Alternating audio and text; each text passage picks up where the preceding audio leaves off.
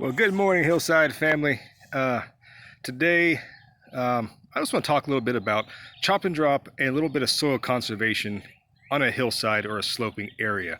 So if you're like me, you live in a place that's very sloping, you have a very steep slope or something, erosion and runoff are going to be two major things you need to be concerned with.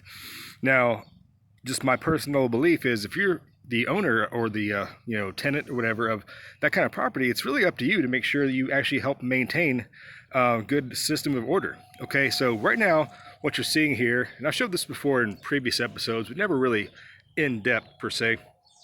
This right here just looks like just a big weedy mess, and you can tell that's where the pepper garden is along the fence line right there, but it's a pretty substantial slope. When I first bought this property, this house, this slope was completely just falling in, had this really rickety little retaining wall, and it was just all around horrible. So because I cannot get any kind of major equipment back here, I literally dug this hillside out by hand, and it is just solid red clay. If you can see right here, I mean, this is just the native soil. It's just this, see that? That's like just solid hillside red clay, okay? So anyways, when I dug this hillside out, it was completely barren. It was just red mud, okay? So nothing was really planted. I tried to plant some wildflower seeds back here, nothing would take. I threw some buckwheat seeds on the hillside just to try to get a cover crop in, and that sort of kind of worked. Yeah, but over time, nature has a way of healing itself. So this honeysuckle here, which was actually some of the original plants that were on this hillside right here, it just kind of came back from the dead, and here's part of the vines here. You can kind of see right here the old honeysuckle vines. There you go, it's a closer look at it. But anyways, it has a way of taking back over. So like I said, in the rehabilitative process of nature, it's going to try to establish a ground cover and to cover up the bare soil. So you're going to get a lot of weeds and kind of maybe undesirable plants.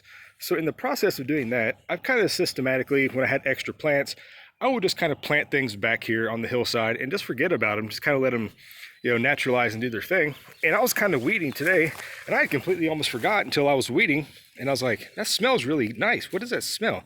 And this is actually sage, okay? It's actually getting ready to flower as well. See that?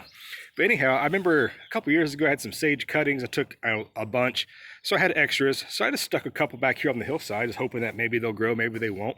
And summertime comes, this hillside gets way overgrown, and it just kind of blended in. So I was weeding this morning, like I said, kind of chopping some of this taller stuff down to kind of just give a little bit more manicured look, I guess, trying to get some of the smaller plants a little bit more established. But anyways, this sage was growing right there, and I mean, it's doing healthy. I've never watered this, I've never fertilized it.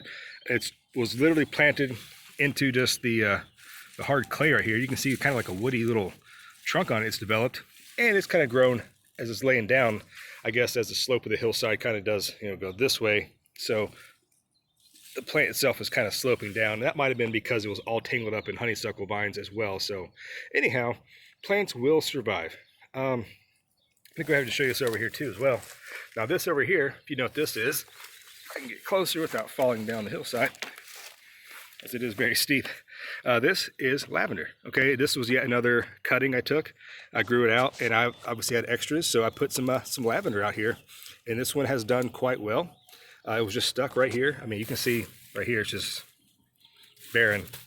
But over time, it's starting to build up a little bit of debris. Now this is because the garden, the pallet garden, is just on the other side. You can kind of see in there, early spring, planting hopefully within the next week or so. I think the last of the cold and the frost are finally behind us, so that's nice. But anyways, moving back down here, this hillside acts to me as a filter, okay? Whereas when I first cut this out of the hillside, hacked it all up, it was just muddy, just a muddy mess. Even when it rained, I'd have red clay mud just everywhere, run off. It was horrible. But over time, with the use of all these plants and some cover crops, so here's some vetch that keeps reseeding itself, which is a great nitrogen fixer. It's doing quite well.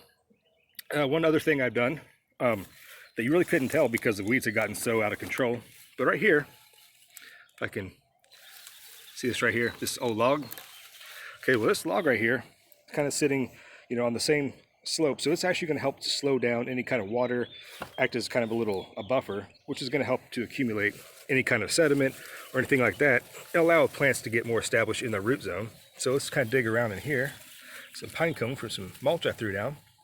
But yeah, I mean, even after just a couple years, you're starting to get a little bit of soil built up down in there, whereas it was nothing there to begin with. So let me show you some other things I have over here that have just survived the hillside regeneration, and talk a little bit more about conservation of your soil. Okay, so this little guy right here is a lilac, again, from cuttings. I figured I'd put it back here, and if the deer ate it, it was just, not a huge loss, but typically deer do avoid lilacs, so that's nice, but it's done fine. So I had to uncover it. I've been cutting some of this old tall grass, kind of mulch around it, as just trying to give the plant the best chance to survive. So as the hillside has been recovering, and you can see, I mean, just all of just the green growth. You can't even see the bottom of the actual soil anymore. So nature has found a way to cover itself back up quite well. But as you kind of get to the point that it gets an established ground cover, I like to start, the next phase is to start interplanting some things that are going to survive. So this lilac, hopefully, is going to get bigger. It's going to add some pollinator-friendly, some flowers. It's going to add a little bit of shade to the ground. It's going to help with the conservation of water as well. And I just noticed right here, again, if you can kind of see right there, I'm not sure if they're coming in, those little purple buds. That's some more sage cuttings that I put in there that have absolutely survived and done quite well. So I'm going to go ahead and cut the weeds around that to give that more of a better chance of survival. So at this point, you're really just selecting the plants that you want to grow, but you're not really eliminating. I'm not pulling anything up. I'm just giving preferential treatment to the plants that I want to survive. So if you have a hillside in your area, or a sloping area that just basically is a wasteland, because you're not going to be able to grow crops on this, it's not going to be advantageous for any kind of agriculture, if you will, why not plant some beneficial plants like that? Let nature take back over and fill in the gaps where man has maybe destroyed a little bit and created a problem whereas you can be the solution. And I just noticed over here, and there's just so many things. The longer you look, you might just sit, if you look back, you might say it's just a green hillside full of weeds, but when you really look down and close, I found this guy. That is yarrow, however you want to pronounce it. And I did throw some seeds back here. It has done quite well. There's a little patch behind me you can't see, but the yarrow is a great ground cover type plant as well for helping you to establish those horrible soils to kind of build something back up. Again, providing great biomass. It provides tons and tons of insects, and it will actually spread pretty substantially if you allow it to, which is good if you want it to actually cover the ground as fast as possible. So I hope this was a little bit informative and inspiring for you. If you want to go out and try to rehabilitate a sloping area of your lawn or your property, or maybe if you have a large mountainside, just upscale everything within order, and it can be done. So I'll leave you guys with that today. Hopefully I was a little bit inspiring. Hope you liked it. Please give it a thumbs up if you did. Tell me about some trouble areas you've had, and maybe a sloping area, and maybe some things you've done to help alleviate that problem. Preventing runoff, preventing erosion, things like that. It's a very big deal. Okay, so do your part. Be the best steward of the property, the land you possibly can be. And I think everybody will benefit in the long run. Okay, guys, so this is Dave, your hillside gardener, signing out for right now. And I'll see you next time, guys, back here on the hillside. Bye-bye.